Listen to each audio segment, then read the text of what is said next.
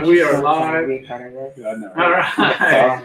Hey, good morning, everyone. My name is Trevor Henley, and I'm the inspirational activist and founder of Desire to Inspire Studios. And we are here with our team, most of our team, and Michael Pritchard. And today we have with us, holy cow, don't do this to me, John Wallace.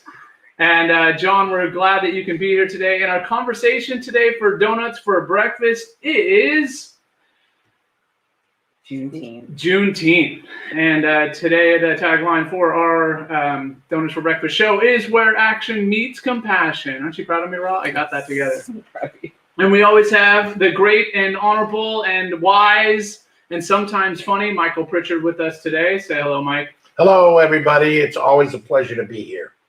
Beautiful. And so Juneteenth. Someone want to tell us, what it's about, why, and start it off? Ra, actually, you should start it off. You called this. I agree. On the spot and everything. Oh, wait, hold on. I'll give you one more second. Yes, it is Donuts for Breakfast, and you'll notice right here, we got donuts this time. We did it right this time. And they are provided by Jelly Donuts here in Terra Linda, who's been around forever and by far one of my favorite donut shops. So, swing by, get a donut. It's not on us, but, let them know you remember it from here. So, all right, Ra, take it away. Juneteenth. June 19th, 1865 was the year that the last slaves were told of their freedom. The emancipation of the slaves occurred in 1863. But that didn't reach Texas until 1865. And I'm sure they knew, but nobody said nothing for a whole 2 years. And that is why we celebrate Juneteenth, because it was the year that the last slaves were officially free. Kind of a big deal. Kind of a huge deal. Kind of a big deal. Kind of a big deal. So what does that mean to you? Well, it's definitely an Independence Day, for sure. It's a celebration. It's a remembrance. It's an education. Well put. I think that the recognition of Juneteenth as a federal holiday definitely slants the sphere. It slants the mirror against it. And I think that the atmosphere around it now is going to be a point of contention for a very long time to come. In a good way or a bad way? In a bad way. It'll cause anger on the oppositional side. So it went from being a very cultural holiday, right, to being an up for grabs. And anytime something goes from being culturally owned, resonating with the people, to being given to the masses, the opportunity for perversion, the opportunity for capitalization, the opportunity for diluting its meaning always becomes the paramount. And I think that on both sides of the should it, shouldn't be, what is it, why, how do we celebrate as a nation versus how it was celebrated culturally since 1865. Right. I think that is going to be very telling for our nation. The last recognized federal holiday was Martin Luther King Day and Memorial Day. So that, and the recognition of Martin Luther King Day was done state by state by state by state. Right. And the reasonings for each of those states to adopt Martin Luther King Day as a federal holiday varied depending on red, blue, Right. I lived in a state where the only reason why they accepted Martin Luther King Day as a federal holiday was because the Super Bowl refused to be held in their state unless they acknowledged it. So You are my greatest professor. I love you so much. And the fact that symbolically you just rolled up your sleeve. Oh, You rolled up your sleeve. I got work to do. I got work to do. I'm going to be teaching. Yeah, so to bring it back, we did talk about this in a meeting. We talked about Juneteenth, and I don't know if you guys all know this or not, but Juneteenth is also my anniversary. I didn't plan that. It just kind of happened that way. And I had my father-in-law ask me how I felt about the entire nation celebrating my anniversary. And that to me was just as much of a red flag. Like that, like those are not the same thing. Those two things shouldn't even be considered. And it was a joke, but it was poignant to me. Like the entire nation is celebrating a holiday that was not recognized, widely known, appreciated, or understood until last year. Yeah, it was overdue. It was more than overdue. And the sun rose on it, didn't it? I mean, even in the media. Go ahead. I was just saying real quick, your anniversary of what? I think we missed a key detail. Oh, my wedding anniversary? Yeah. And why is that significant? Why is what significant? Your wedding anniversary and Juneteenth being the same day. Because you're married to. Oh, I guess. Yeah. He's real big and Irish and German. And there's some really weird cognitive dissonance about that. But we don't we don't need to get into I resent that. Hey, we're big Irish. We don't need to get into that. Right. We had the conversation about Juneteenth. Anyway, my point for pointing that out was that he asked me how I felt about it, and I said, I have mixed feelings. I have mixed feelings about Juneteenth being federally recognized. I have a lot of frustration. I have a lot of just angst about it. Anxiety about it. It's the pain. Well put. All of it. Everything that you just said explains the emotional tenor that people should understand and understand and not overstand in our country. Well done. And I just want you to just start teaching this at colleges and junior colleges. Everything that you're doing right now and the essence of the way you talk, you're cool, you're smart, you're wise, you're hip, and you underestimate yourself. But that's for another conversation. All I want to say is I learned today from John Wallace. And I was thinking about this today, how many times John has spoken to me only once. And he moved me on such a deep level, talking about his time watching kids go by San Quentin and holding up signs to their fathers. Children on the ferry going by. And I'm sitting here looking at a young black man thinking of what Raj just talked about, the inadequacies of systems that cannot see nor understand, but must try to control and sometimes incarcerate or suppress. And I was a probation person, and I worked at probation and parole. And I started back in the 70s. And I just want you to know that I heard you talking about. And I was telling him when I performed at San Quentin, I said, ironically, and I think it triggered it in him, I said, two men stared out from prison bars. One saw mud and one saw stars. And if we incarcerate or suppress or arrest things that we don't understand because we're afraid, and this is what the angst is from, get us, give us, allow us, help us. But I've heard Reverend Al Sharpton this morning on Morning Joe, and he said wisely that we love the police. We want our children to be police. We want our children to help the police.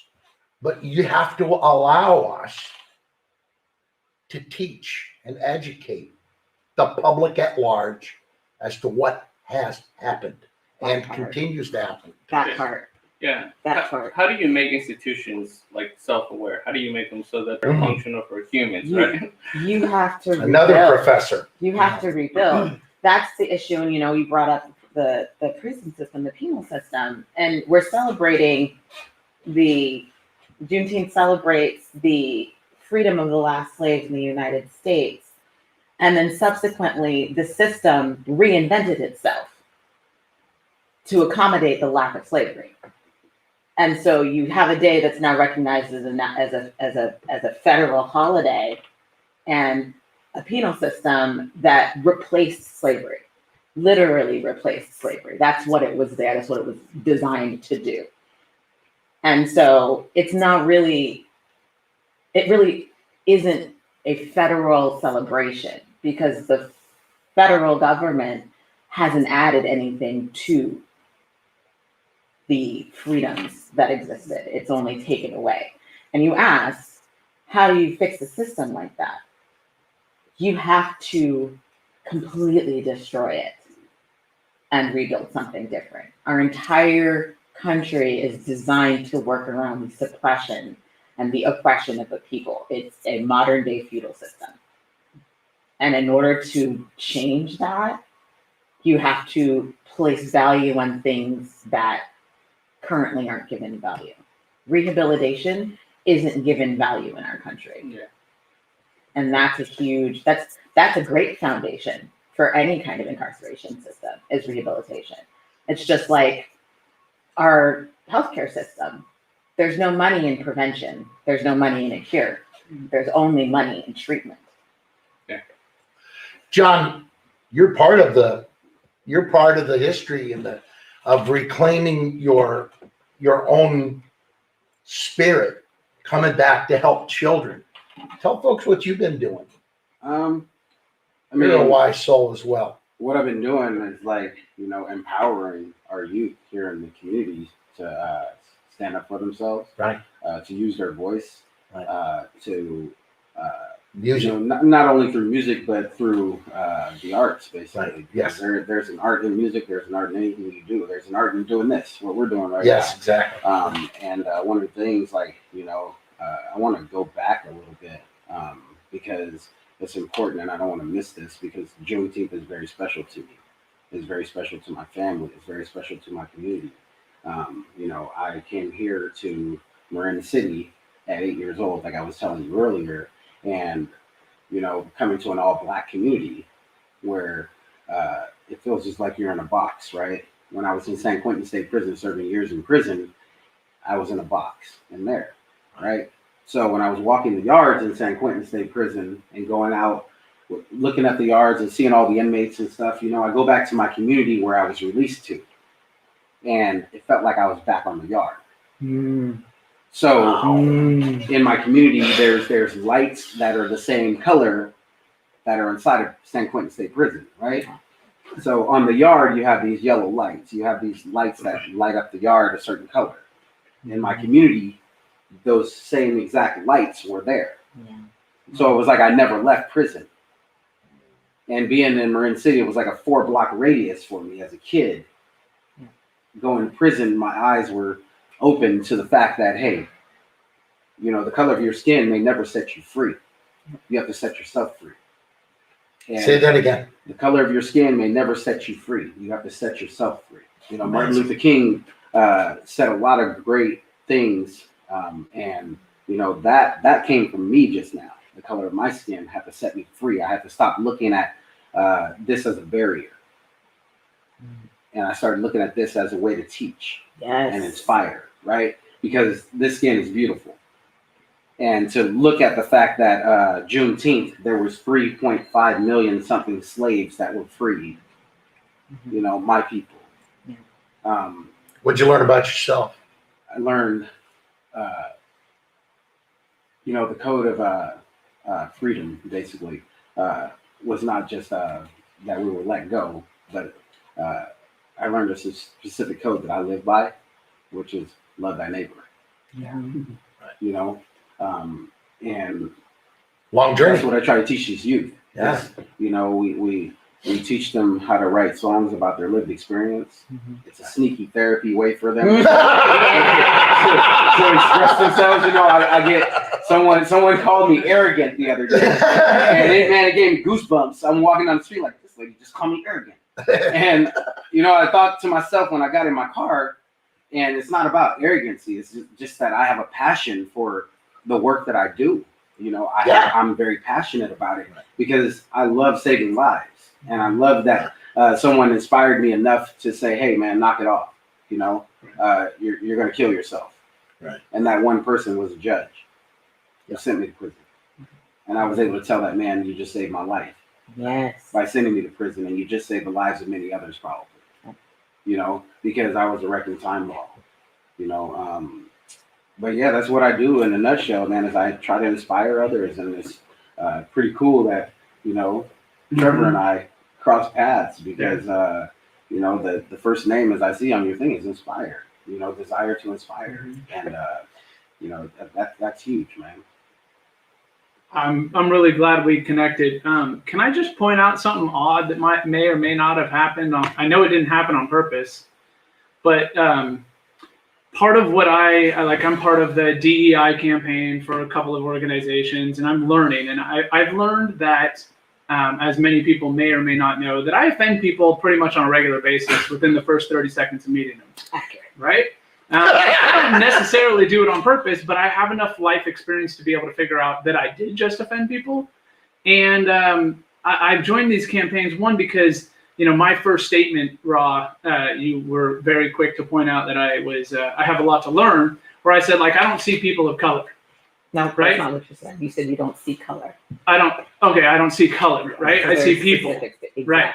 And you were like, yeah, that's nice. I get what you're trying to say, but that is not. And I shared it in another group in my first meeting, and everyone went like, oh. And I was like, yeah, but I'm pointing that out because I don't know what I don't know. And part of today is sitting down and having this conversation is I see it as a great opportunity, a great celebration, right? But I don't understand the history behind it. Right? I don't understand how you guys feel, right? Yeah. And I don't understand how maybe we should feel, or I should feel as a white male that's privileged in this society and has all of those things that go along with it. Right. But getting back to how I started this is, do you guys notice how we're sitting? This is just my seat, dude. Yeah, no. I was going to point it out earlier. But, All the brown people on one side, all the white people on the other? Yeah. Yeah. It's Cesar's fault. So It is. real quick, part of learning and part of why we're doing this is to get out of our comfort zone. We know that we connect with people that are like-minded and similar to us. That's why we're all here in the first place. Right. But on a micro or a macro, whichever one it is, we all chose our seats, not on purpose. I think you're making an assumption. What are you saying? I think you're making an assumption that we chose these sides based on something that's subconscious, when I can tell you for a fact that is not the case. Okay. Well, I didn't do it. I didn't mean to. I don't know. I was just going to say, can we do an exercise? Well, you did say something when I came in. I said, where would you like me to sit? And you said, choose any seat you want. Yeah. I chose this side. I chose right here. Right. So you sat first. Cesar's got to sit there. I think Yeah. in this case, it was coincident, but let me just blanket why I know that you're like that. This isn't the truth in the case is because my natural affinity is not to sit with black people, and that's my own ness. Right. But this is not a comfort space. Right. I don't do well with strangers. Yeah. I don't do well with new people. That this is not a comfort zone seat for me. Right. Naturally, it's just that's what the plug is. So, although the big beautiful smile that you gave me when I walked in right. did a lot. Yeah, it did a lot for yeah. me. You got it. It did a So lot would for it me. be necessary or unnecessary to switch up seats right now? It would be really unnecessary. It's The still- we're gonna be tripping over recognition things. I of know we're going to that be triggering is over a stuff. beautiful thing. Like Yeah. that kind of acknowledgement Yeah. is what breeds change. Yeah. Recognizing and Exactly. wanting it not to be that way. Right. That's important. It's that kid on the playground who sees the only kid outside not playing with anybody Right. and walks over and says, "How do you want to play?" Mm. It's that acknowledgement that somebody is not comfortable, that the situation isn't correct, and actively choosing to engage in a way to change that. It's concept is right. So yeah. Also, John Wallace and I are going to have an off-screen conversation about how many people we know. Yeah. Well, that's what our circles. We might be related. Our circles went around. Might be related. Yeah. My people, submarine. Cesar, Yeah. how did all this impact you? I think as we're talking about just a lot of these systems, right? I think oftentimes we see cultures that bolster themselves with a lot of safety nets because they have generational wealth, because they have the ability to lean on each other, because they've had it a good way. They buy the house. And I think ultimately what we're really trying to hint at is making sure that people understand that it's not about equality, it's about equity. Again, Yes. once again, it's about providing people the ability to better themselves in our society by simply saying it's not a handout, it's making sure everyone knows that we have the opportunities to make it possible. That's what it's all about. Another great professor to me, all three of you, amazing, good. Because I learned. I'm in my 70s now, and I learned more from you three young people than I learned all through college, because it's learning to listen to hearts as opposed to the intellect of a book that teaches you some portion of history, some portion of other things. But listening to the human heart, which is what I've done for years on PBS, listening to kids, it teaches me such a profound wisdom. And if you read the scriptures, everything that Ra's been sharing is Sarah Speaks, which is the wisdom of ancient prophetess who just had Solomonic wisdom. Sarah Speaks is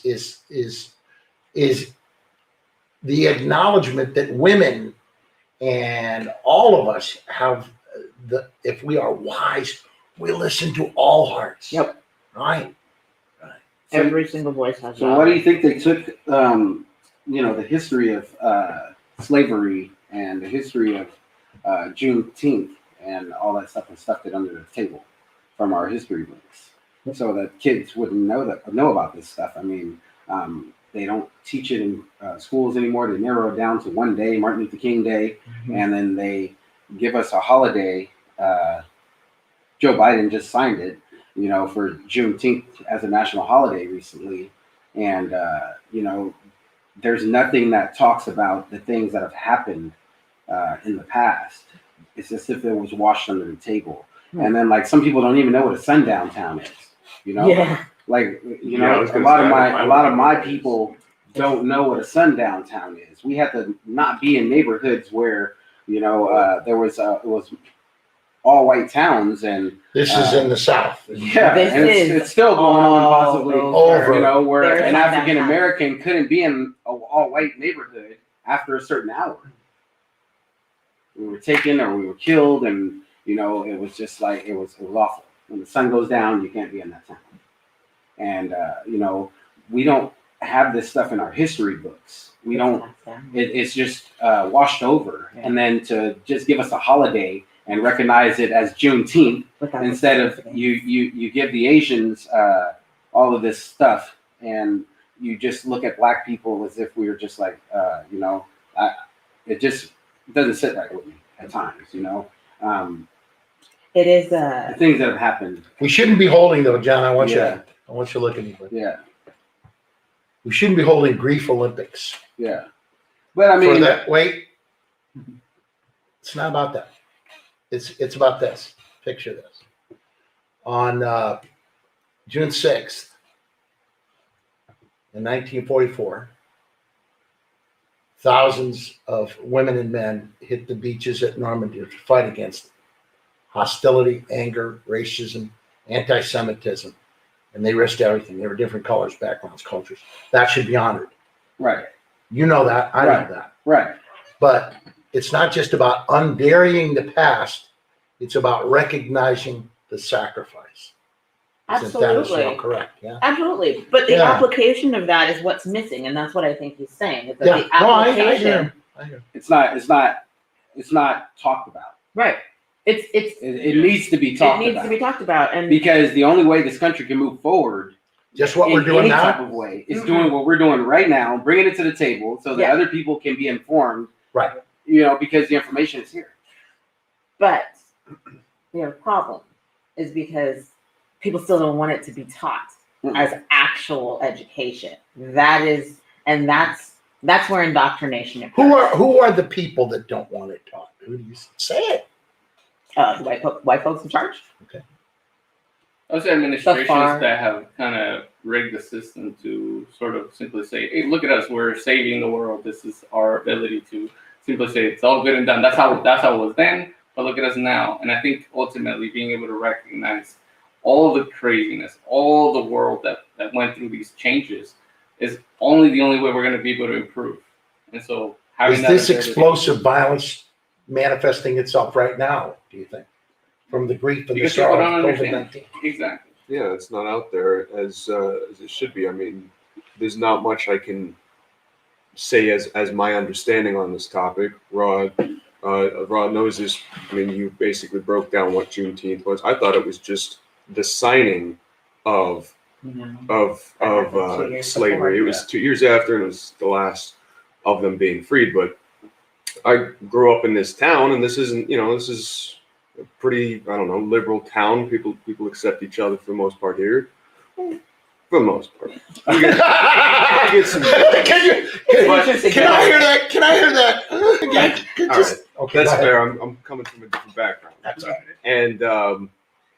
And I grew up here, so I was raised here off of our education system here. And which isn't bad, but it isn't, the atrocities of America are swept under the rug. Oh, Native people, when we came here, they helped us pick corn, we gave them blankets. Martin Luther King stopped racism. And it wasn't like explicitly said that in verbatim No, like that, but it was. It was implied. Right. Yeah, it was implied. Right. The interesting thing about the history of education in the United States is that it has always been known that education, or lack thereof, is a system of control. It's why slaves were killed for being caught learning to read. It's why in the Black codes it was considered to be illegal to be a free man at any stage in your life and be caught reading. Education is what eliminates adversity. It's what eliminates oppression, because it's really, really, really hard to oppress a truly educated individual. And it's really hard to divide a community that can communicate adequately with each other. So education has always been a tool of oppression in some fashion or form. And it's also been a tool to shape other institutions. All institutions are interconnected. The institution of marriage is interconnected with the institution of education. It's why women's liberation took so freaking long, because it was never a good idea to educate women. So all of these institutions feed into each other, and they're all based on the idea that somebody needs to be in the dark in order for those institutions to thrive. And Why do you think that is, Ron? why Is that part of human nature? No, I don't think it is at all. I think that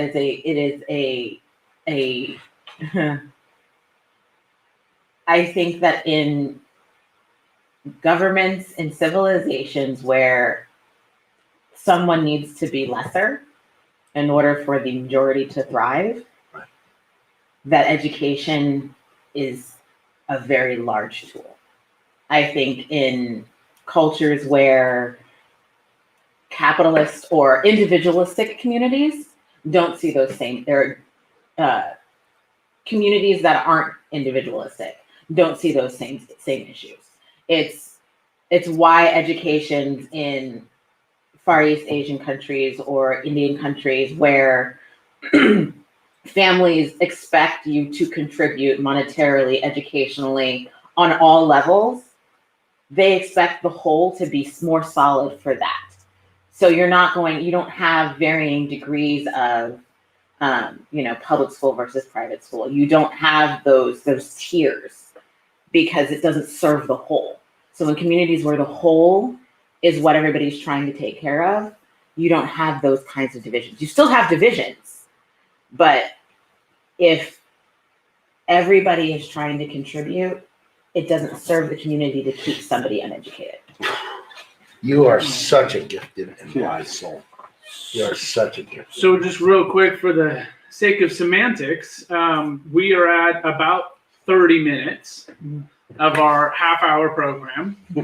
So I'm going to just pretend that I started, we pre-recorded 5 minutes or started the timer late.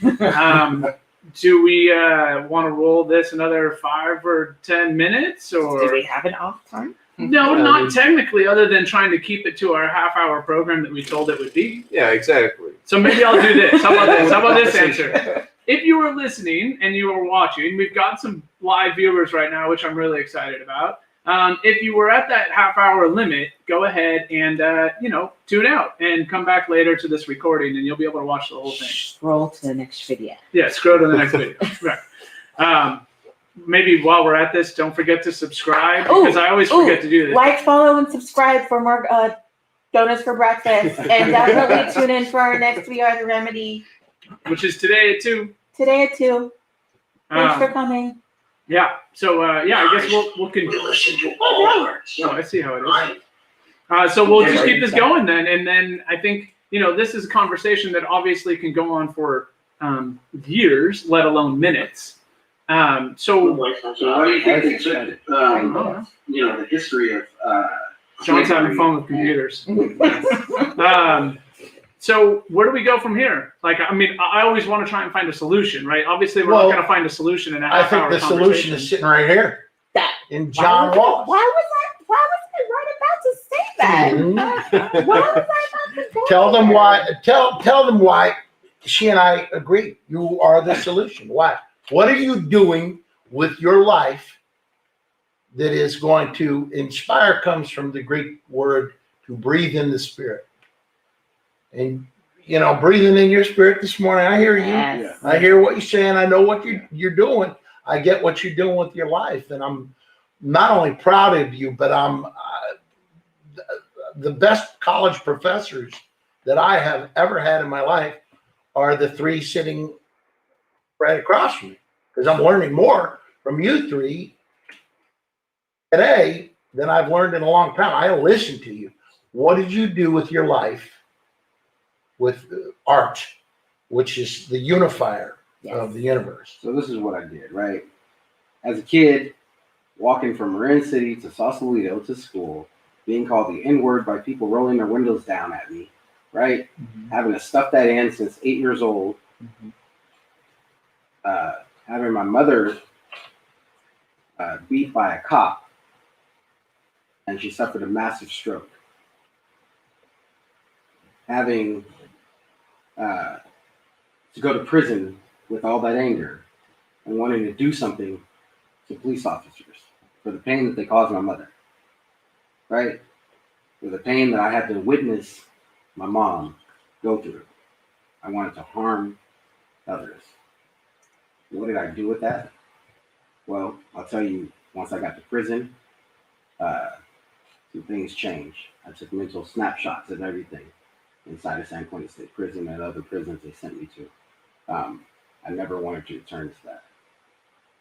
I got my GED in state prison because I lied to people. I wanted to feel this connection with the world and these groups of people that I ran with. I wanted to say, hey, I'm different. And I'm going to show you I'm different because of this. And so I stuck to the street code. And the street code is what got me all of the bad results in my life. So how did I change that? Well, the flip side of that was, as you were saying, education, right? I educated myself while in prison. I started feeling like I had some type of love in my heart to love myself enough to go get my GED, right? From there, going into college, I started studying criminology. I was in class, and almost a year and a half in the class, we had 2 police officers and a fireman come in. And I asked, am I wasting my time doing this right now? This class, with the felony on my record. And what they told me was something very shocking, and it crushed me. They said, yeah, you're wasting your time, man. And instead of giving a young black man some type of support, like, hope. Yeah, there's ways around this, hope. And inspired me to keep going. Right, or an alternative avenue. I walked out of class that day feeling crushed. And I walked out of class that day feeling like I was taking that long mile walk to school, middle school. And felt like that those windows that were rolled down, they were yelling the N-word at me, you know, all that stuff started coming back and flooding my memory. And then I started remembering things like, you little nigga, you're not going to amount to shit. I kept hearing that as a kid. And so that's how I flipped it. I had a psychic change within myself. I got into recovery. I got into the things that would save my life, because it's really easy for me to go right back to where I want to go. If I want to go that, I could choose that, right? And then I started looking at like the officer that hit my mom, you know, and the day that it came for me to see this man, it presented itself. And I don't know how the hell the word "I forgive you" came out of my mouth. I'm just going to let you know that. I don't know how that came out. Because here, I had my mom, who was a vegetable, basically, who was told that she would never walk or talk again, laying in the hospital bed. And all that pain inside of me. And that moment was turning into rage, you know? And so the lyrics that I write and the kids that I try to inspire on a daily comes from the pain that I stuffed down, that I never wanted anybody to know about.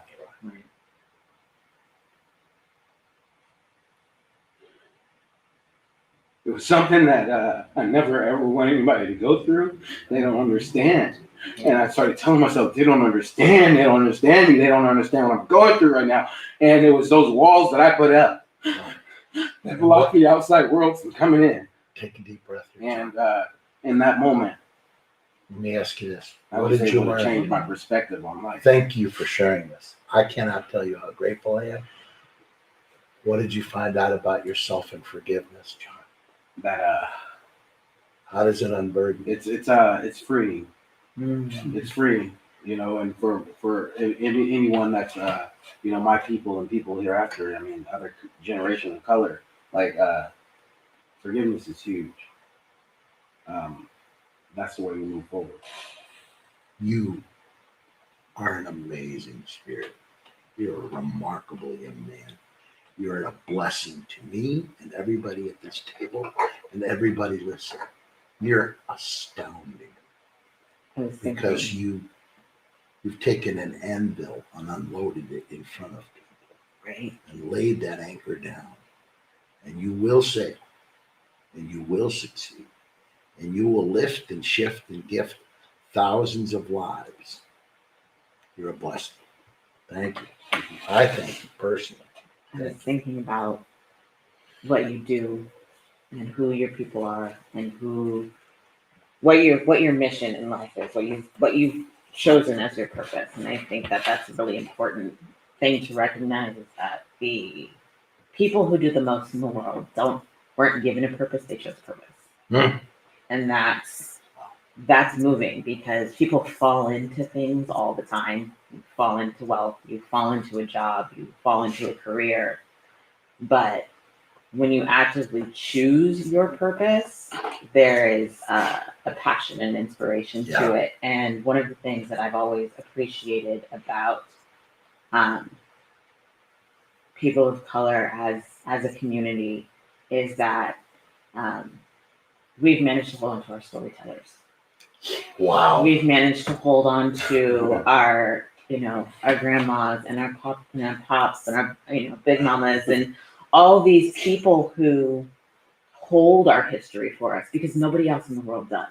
Nobody else in the world holds our history but our ancestors. And when I say ancestors, I don't say, the people that tilled the soil and put the cotton. I'm talking about like my great aunt May who lived to 104 and could tell me what it was like to be alive in America in 1920. Wow. And could tell me what Marin City looked like when it first came into existence. The fact that we have founding families in Marin City, that's our Mayflower. Like, as Marinites, like, and that is a whole nother thing. Like, being titled Marinite is something kind of special all by itself. But like, I can go up to like I'm like that off like, so you came when you were 8. So are you Coleman affiliated? Are you Bowie affiliated? I'm sure you know my cousin Mark. Like there's a very deep rooted sense of community in all cultures of people of color. It's the reason why I can walk down the street, see a stranger, and have them say, "What's up, sis?" That's our word, and it's not just like a hi. It's a recognition of a shared history, and our storytellers keep that history alive. Where everybody else in the United States doesn't want to talk about it. It's where we know what sundown towns are. It might not be passed on from my mother to me, but it's passed on from somebody who looks like me to me. It's the knowledge that it's the unconscious things that we learn growing up, things that might be different because of the different experiences that we had. I dated white boys. So a conversation needed to be had. My mom sat each one of them down and was like, "You're taking my daughter to Santa Rosa. I need you to be aware of where you are, who you're doing. If you're gonna hold hands, pay attention to where you're walking first." Like those messages are sometimes subtle and they're sometimes not. And when we say, "How you doing, Queen? What's up, brother?" That's I see you, I know your struggle today. And it's generational. So to bring it back to the Juneteenth, you've got Juneteenth t-shirts, you've got, off-colored and uncouth fried chicken and watermelon for a potluck. Susie May is talking about who's bringing black-eyed peas to the potluck. And I'm like, this is not yours. This is not yours. If you want to celebrate, learn something hard today. If you want to celebrate the emancipation of the last freed slaves in the United States, find out why it took 2 years. Really find out why it took 2 years. Understand what the lives for those people were like after they got to put down their tools. Spend the day.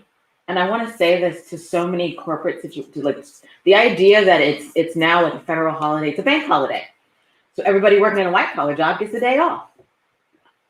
The number of people of color holding white collar positions is marginal compared to white people. The number of black people holding white collar positions is even more negligible. The black men who come out of prison with hopes and dreams and aspirations and want to aspire to live in the corporate world, damn near non-existent. And every time one of them gets out, they're the last freed. Because the penal system wasn't a thing. I'm all here. Sorry. The penal system wasn't a thing until they couldn't have slaves anymore. By definition, it is slavery. It is written into the Constitution that no man can be enslaved without pay unless he commits a crime. And then he can go right back into slavery. That's why we have a prison system. Is that under the 13th Amendment? So I think it said something like, you're to be free unless you commit a crime, and they could treat you as a slave again, paying you like 19 cents an hour. And I remember those times when I was in San Quentin State Prison making 10 cents an hour to work. And then we talk about, the fact that we're in prison and it's supposed to be rehabilitation, right? And we rehabilitate ourselves, right? I went to prison. I took responsibility for my crimes. I got my GED while there, got out and started going to college. But then as a part of getting out and having some type of responsibility, you can't vote. You can't get a job. You can't rent a place. Like, it's crazy. Yeah. Guys, I'm sorry. I have to go introduce the new Secretary of State. I love you, but I got to be in a location. Awesome. Thank you. I'm sorry I have to go. We'll see you later. We're rolling. Mike, I would go out behind us. Huh? I would go out behind us for Go sure. that way. Okay. So Yeah, it's not, it doesn't serve.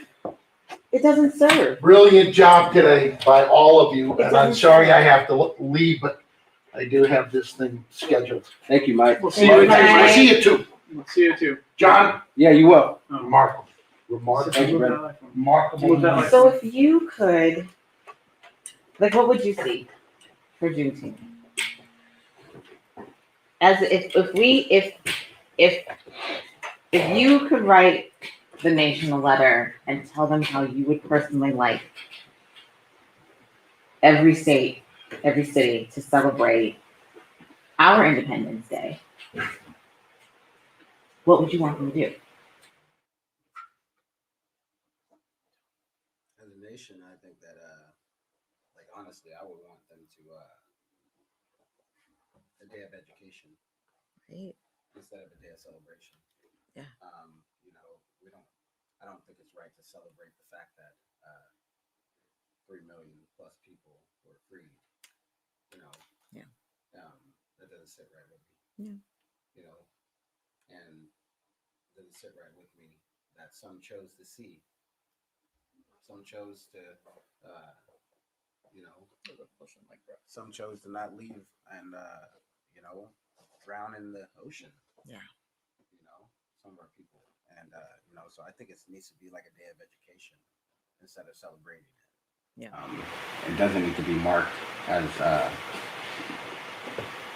Black History narrowed down to 1 month, because this is American history. Mm-hmm. Like, we're Americans. Like, this is American history. It's not just 1 day or 1 month.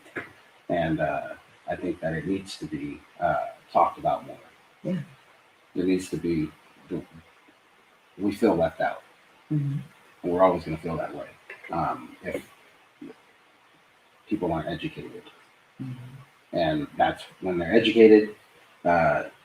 Some might say it might turn into more hate and more fear, but you don't know until you try it.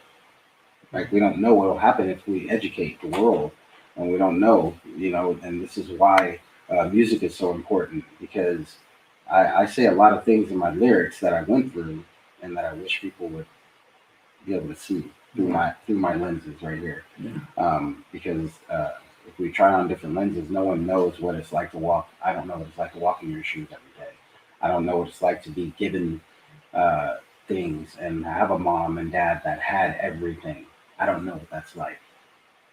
I had to, you know, struggle and some days not know where our next meal was coming from.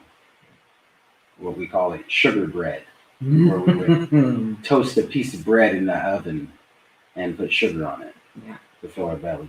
You know, like, those struggles were real for me. And being on government assistance, my dad was so proud that he wouldn't accept government assistance. Being one of 11 kids, my father would not accept that. And he busted his ass to take care of us. And still, it was one of the most, you know, heartening things that I remember, because my father was, I call him a warrior today, you know, and he taught me so much about love thy neighbor. Anyone that came in my house, he would cook for them. I had, all my friends were white, pretty much. My parents didn't understand. It's because as a kid, when I was called those N-words by these people, right, I flipped it and wanted to join, like, see what they were all about. And when I learned that their kids don't do that, and that it was a learned behavior. Mm-hmm. See, if you go to any preschool and you observe the behavior of kids playing in a park, none of them see color. Like, legitimately, don't see color. Right. You sit behind a window and you just observe a playground right now at any preschool, at any middle school, pretty much. Those kids don't see color. Right? I want to get back to that. That's what the world needs to get back to, that part right there. Because somewhere along the lines, it shifts. Right. And there, you know, and it happens in the homes. Yep. You know, so if there was anything that I could do today, I mean, for the holiday, you know, it would be to educate and to get back to when we were kids, like the real meat of it. Yeah, kids on the playground. Yeah, it should be that way. It absolutely should be that way. And I think that we are at a crossroads. Are we out of time? Yeah, the camera died. Oh, the camera died. Oh, Still rolling. That one died. That one died. I was just looking at They're just looking at Graham, John, Trevor. Yep. I think that See, we should have kept it to that.